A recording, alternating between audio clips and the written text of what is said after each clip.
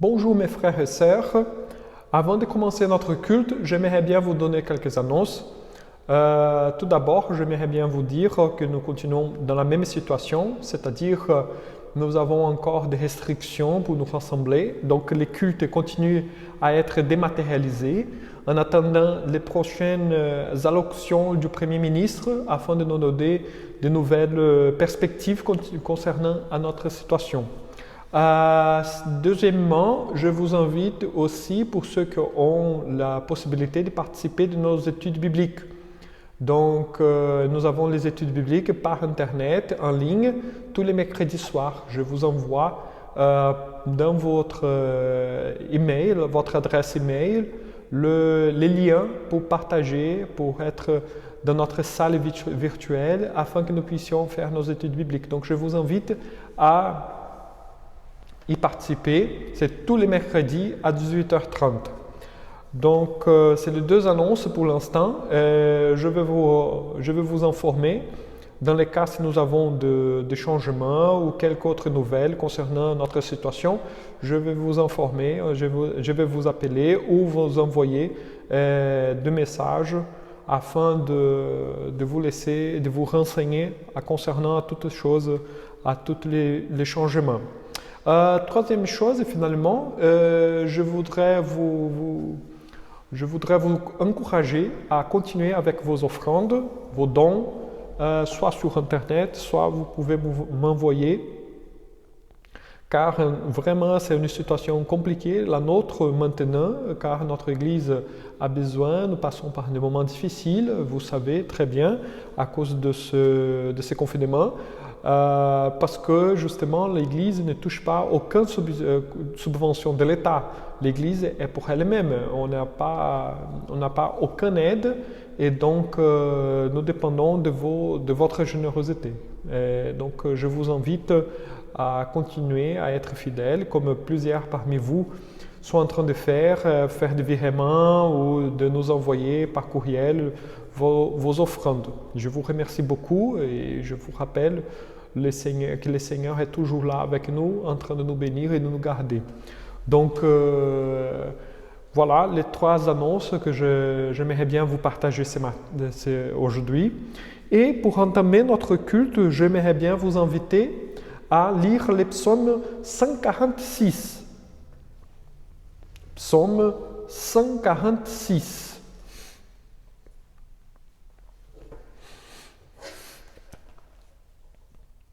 Le texte biblique dit « Louez l'Éternel, mon âme, loue l'Éternel.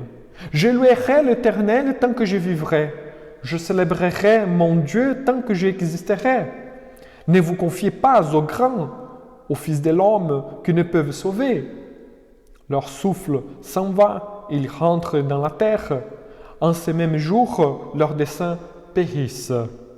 Heureux celui qui a pour secours le Dieu de Jacob, qui met son espoir en l'Éternel, son Dieu. Il a fait les cieux et la terre, la mer et tout ce qui s'y trouve. Il garde la fidélité à toujours. Il fait droit aux opprimés. Il donne du pain aux affamés. L'Éternel délivre les captifs. L'Éternel ouvre les yeux des aveugles. L'Éternel redresse ceux qui sont courbés. L'Éternel aime les justes. L'Éternel protège les étrangers. Il soutient l'orphelin et la veuve, mais il renverse la voie des méchants. L'Éternel règne éternellement. Ton Dieu, ô Sion, subsiste d'âge en âge. Louez l'Éternel.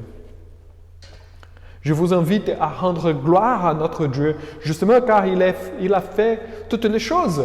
Il est le Créateur, il est le fondement de toute cette réalité qui nous entoure. Il est notre Créateur. Et c'est Dieu qui soutient toutes les choses, est notre Sauveur. Et c'est lui qui nous invite à faire confiance en lui seul. Il est le Dieu qui nous sauve, au contraire des autres dieux, au contraire des autres choses de ce monde qui nous fait périr. Ne vous confiez pas aux grands, aux fils de l'homme qui ne peuvent pas sauver. C'est ça que la parole nous enseigne. Nous avons la tendance de faire confiance aux politiciens, à une certaine autorité, à certaines choses. Mes frères et sœurs, Dieu nous invite à avoir confiance en lui seul, car il est le créateur, il est le souverain de cet univers, ce n'est n'importe qui. C'est pourquoi je vous invite maintenant à prier, à louer notre Dieu, à chanter, à glorifier ce Dieu qui nous a créés. Notre Dieu et notre Père, nous te rendons grâce. Merci Seigneur, car tu nous as créés, tu nous as fait. Et en Jésus-Christ, tu nous as adoptés. Aujourd'hui, nous pouvons dire que nous sommes tes enfants, car Jésus a été mort pour nos péchés, pour nous sanctifier. Seigneur, merci pour ta grâce et pour ta bénédiction. Seigneur, notre Dieu, notre Père, à ce moment, nous te glorifions, nous te rendons gloire, Seigneur, car tu es le souverain de cet univers. Rien n'échappe à ton pouvoir et nous reconnaissons ta gloire. Nous te chantons, car tu es le Seigneur de la vie.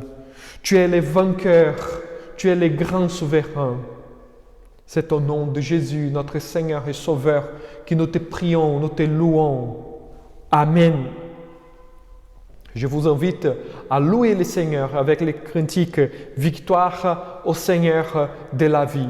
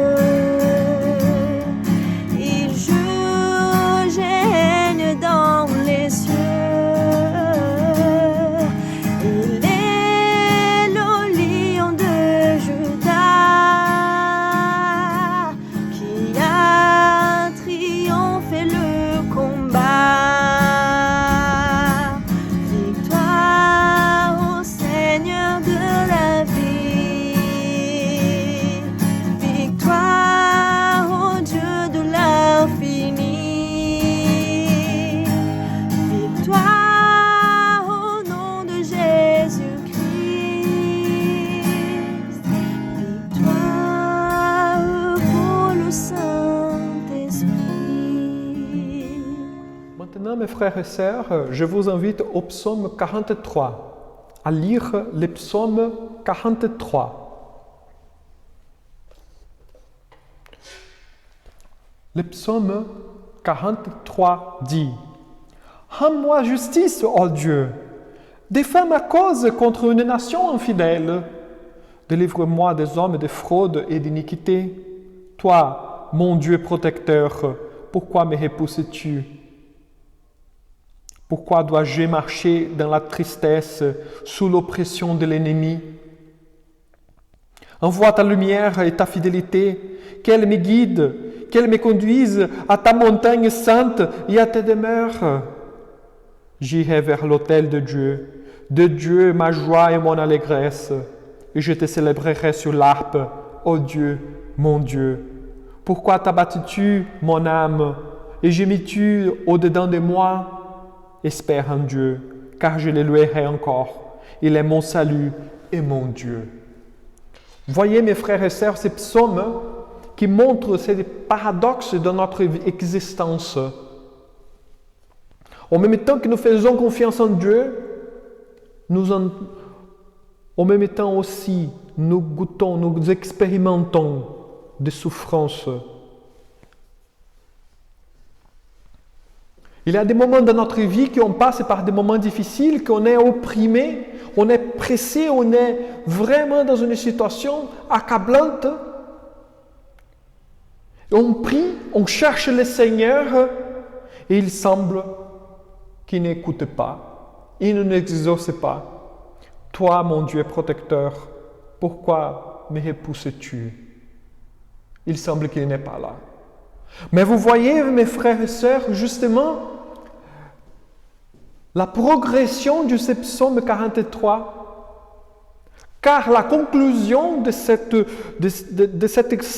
circonstance où les psalmistes il est tiraillé par la souffrance et par Dieu qui ne les répond pas, il va conclure en disant « Espère en Dieu, car je le louerai encore ». C'est-à-dire « Repose en lui, car au moment exact, on va les rendre culte, on va les rendre gloire. Car c'est là est le sommet de notre existence. Le culte est la chose la plus importante de notre vie. Et c'est justement cette progression dans le psaume 43 que nous voyons les grands messages de ce psaume. Nous devons être attachés à Dieu davantage. Si nos souffrances, si nos péchés, si nos faillites doivent toujours nous servir à être plus proches de Dieu, mes frères et sœurs. Si nous avons des souffrances, si nous passons par des moments difficiles, et si ce genre de choses nous a poussés à prier à Dieu, nous récoltons déjà des bénéfices de cette expérience mauvaise. Mes frères et sœurs, que chaque instant de notre vie, nous devons chercher à Dieu davantage. Et Dieu, de temps en temps, n'écoute pas nos prières justement pour que on puisse persévérer encore. Dieu nous invite à avoir une vie de prière constante dans sa présence, de dépendance complète à lui seul. Il veut que nous comprenions que c'est lui qui règne, c'est lui qui fait les choses arriver dans notre vie et ce n'est pas grâce à nous. Notre volonté est toujours avoir une volonté de puissance, est toujours être autonome, est toujours être maître de notre existence et Dieu est en train de nous montrer à plusieurs reprises au long de notre vie, nous ne sommes maîtres de rien.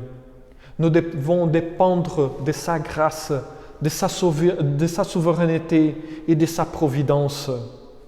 Mes frères et sœurs, les psalmistes nous invitent à l'humilité, à nous courber devant le Seigneur et à demander pardon pour nos péchés, à demander à Dieu de nous garder et de nous combler de sa grâce, afin que nous puissions persévérer dans son chemin, devant sa présence, et ainsi louer encore son nom, car il est notre Dieu du salut.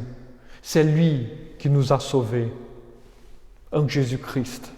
Je vous invite maintenant à prier et à confesser nos péchés devant le Seigneur. Notre Dieu, notre Père, nous te demandons pardon.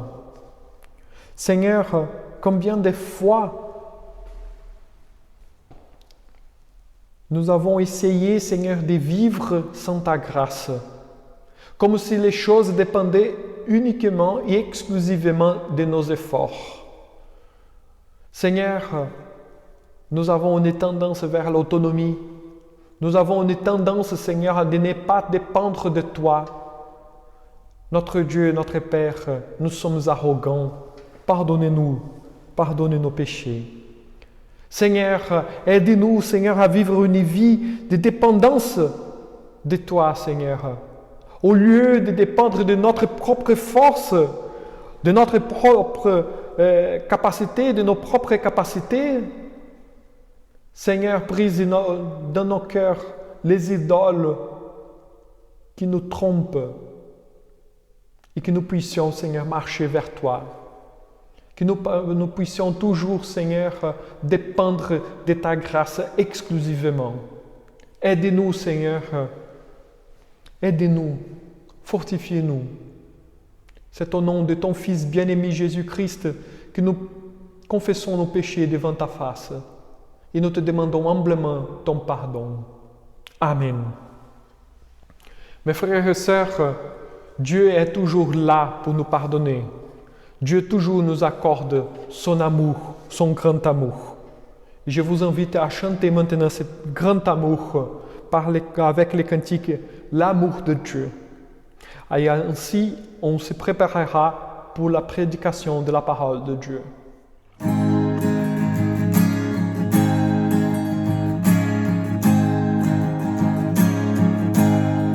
L'amour de Dieu, de loin surpasse ce qu'on peut dire. Un cœur humain, il est plus grand que les espaces, même en ami.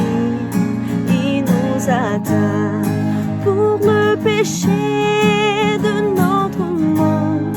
Dieu nous donna Jésus, il nous pardonne nos paix profondes, il sauve les perdus.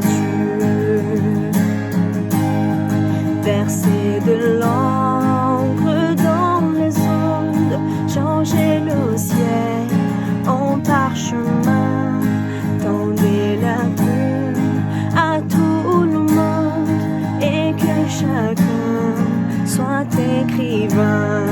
Vous dire tout l'amour Dieu Père ferait tarir les eaux et remplirait la place entière sur ces divins rouleaux.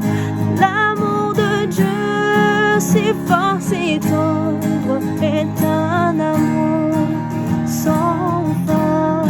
Tel est le chant que font entendre les anges et les saints.